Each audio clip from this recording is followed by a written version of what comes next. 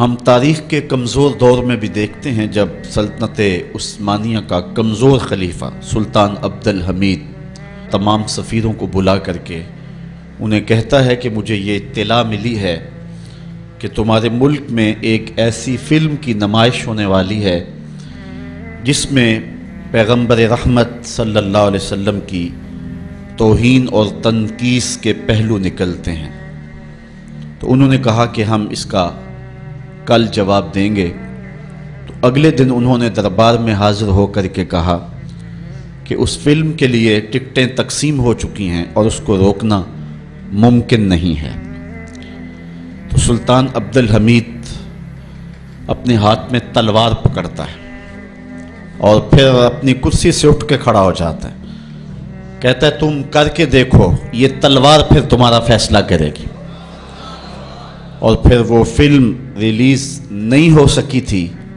یہ میں آپ کو اسلام کے طاقتور دور کی کہانی نہیں سنا رہا، سلطنت عثمانیہ کا کمزور ترین خلیفہ یہ سلطان عبد الحمید کی کہانی ہے۔ یہ ہمارے دور زوال کی کہانی ہے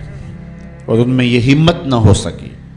اور جو ہمارا ماضی ہے وہ تو اس حوالے سے اتنا شاندار ہے۔ ہمارے اسلاف، ہمارے بزرگ اور اس دور کے حکمران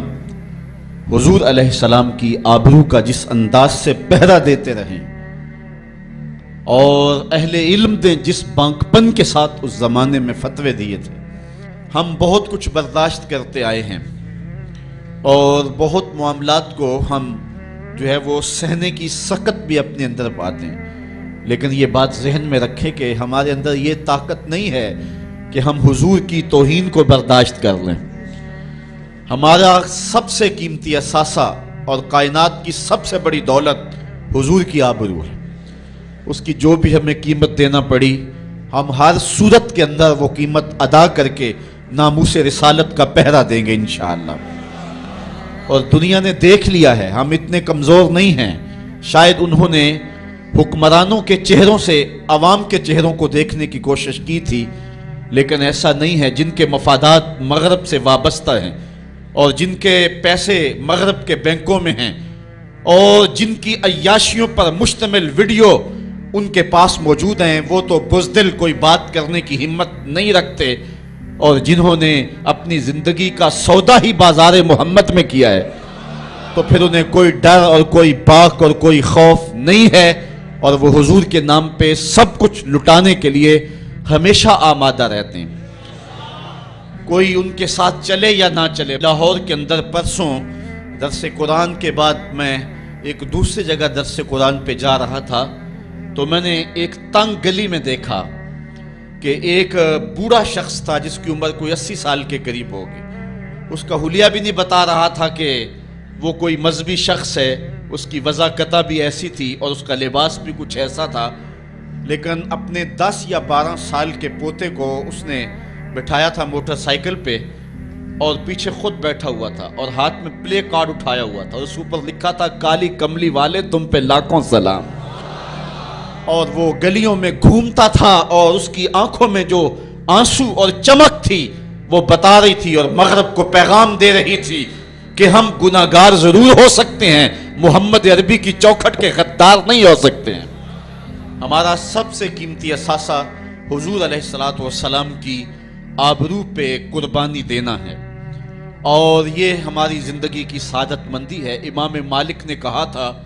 کہ 2 ہی چیزیں ہیں دنیا کے اوپر، یا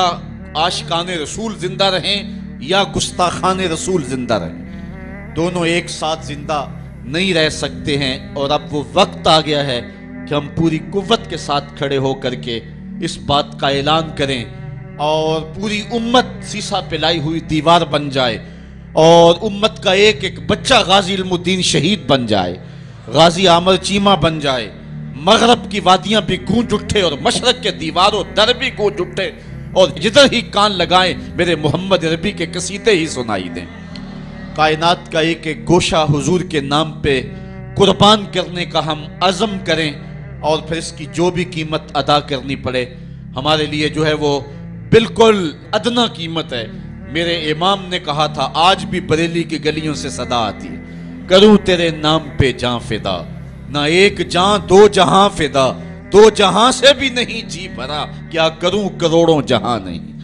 کہتے ہیں حضور میں آپ کے نام پہ جان وار دوں، پھر کہا ایک جان کیا میں سارا جہان وار دوں،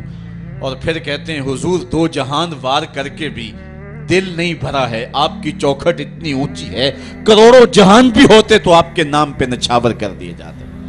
تو حضور علیہ السلام کی آبرو، حضور علیہ السلام کی عزت اور حضور کی ناموس کا پہرا، یہ اہل ایمان کی زندگی ہے، اور ان کی زندگی کا درہ ہے، اور ان کی زندگی کا شیوا اور دستور ہے۔ کتاب رحمت کا مضمون دیکھیے، آج آپ کو کئی لوگ بزدلی کی تبلیغ کرتے دکھائی دیں گے،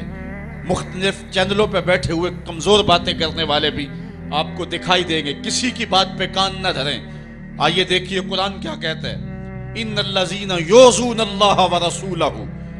لعنہم اللہ فی الدنیا والآخرہ، وہ لوگ جو اللہ اور اس کے رسول کو اذیت دیتے ہیں ان پر دنیا میں بھی لعنت ہے اور آخرت میں بھی لعنت، وَأَعَدَّ لَهُمْ عَذَابًا مُهِينًا، اللہ تعالیٰ فرماتا ہے ان کے لیے اللہ نے دردناک رسوا کر دینے والا عذاب تیار کر رکھا ہے۔ اور آگے چل کے اسی سورہ احزاب میں فرمایا ملعونین، وہ لوگ لعنتی ہیں، یہ قرآن ہے، ملعونین، اللہ کہہ رہا ہے یہ بدبخت لوگ پھٹکارے ہوئے ہیں، اینما سوکفوا اخذوا وقتلوا تقتیلا، جہاں بھی پکڑے جائیں ان کو گن گن کے قتل کر دو۔ ابن خطل نامی ایک بدبخت تھا جو حضور کی توہین کیا کرتا تھا۔ آقا کریم علیہ السلام جب مکے سے ہجرت کر کے مدینہ تشریف لائے، مدینے سے پھر دوبارہ مکے میں جب حضور جلوہ فراز ہوئے اور فتح مکہ کا روشن واقعہ ہمارے سامنے ہے، تاریخ آپ پڑھیں، اس وقت حضور علیہ السلام نے حکم دے دیا تھا کہ جو معافی مانگے اسے معاف کر دو، جو دروازے بند کر لے اسے معاف کر دو، جو امن مانگے اسے امان دے دو، جو ہتھیار پھینک دے اسے امن دے دو، جو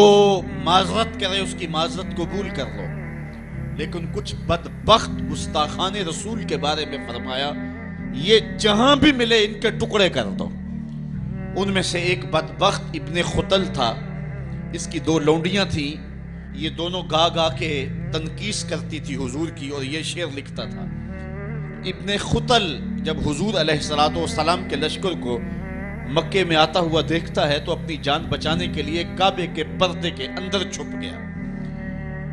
اہل ایمان جب طواف کر رہے تھے تو کعبے کے پردے کے اندر چھپی ہوئی کوئی چیز دیکھی، انہوں نے ٹٹولا دیکھا تو ابن خطل تھا، پناہ تو اس نے کعبۃ اللہ کی دیوار اور پردے کے درمیان لی، لیکن حضور نے تو کہا تھا جو ابو سفیان کے گھر میں چلا جائے اسے بھی امن دے دو، حرم تو امن کا مرکز ہے ہی ہے،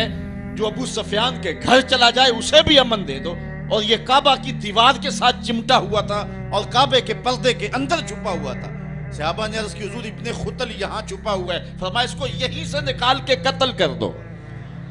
چاہے زمزم اور مقام ابراہیم کے درمیان جو جگہ ہے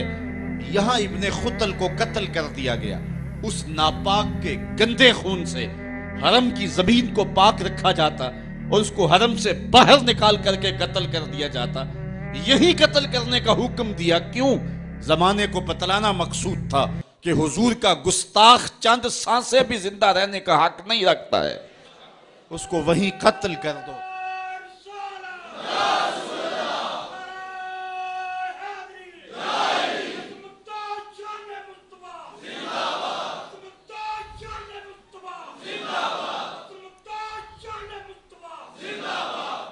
آج ہم یاد کرتے ہیں سلطان صلاح الدین ایوبی کو، آج یاد آتا ہے سلطان نور الدین زنگی، جنہوں نے نام محمد پر اپنا سب کچھ وار دینے کا عزم کر رکھا تھا۔ دنیا پہ کتنے حکمران آئے ہیں، آج دنیا ان کا نام بھی نہیں جانتی، لیکن کیا وجہ ہے کہ سلطان ایوبی کا نام لبوں پر آئے ادب سے پلکیں جھک جاتی، عقیدت اور احترام کے جذبات سینے میں پیدا ہوتے ہیں۔ کیوں؟ اس لیے کہ حضور علیہ السلام کے نام پر اس نے وفا کی ہے، اور یہ رب کا وعدہ ہے کہ جو میرے رسول سے وفا کرے گا پھر اس کو میں مرنے نہیں دوں گا۔ اقبال نے اپنا سارا فلسفہ شعر میں نچوڑا ہے کہ محمد سے وفا تو نے تو ہم تیرے ہیں، یہ جہاں چیز ہے کیا لوح و قلم تیرے۔ تو حضور کے نام پہ جن لوگوں نے وفا کی ہے، رب نے پھر انہیں مرنے نہیں دیا. آج بھی سلطان صلاح الدین ایوبی کی قبر بھی زندہ ہے. آج نور الدین زنگی کی قبر بھی زندہ ہے. اچھا یہ بات میں بتاؤں کہ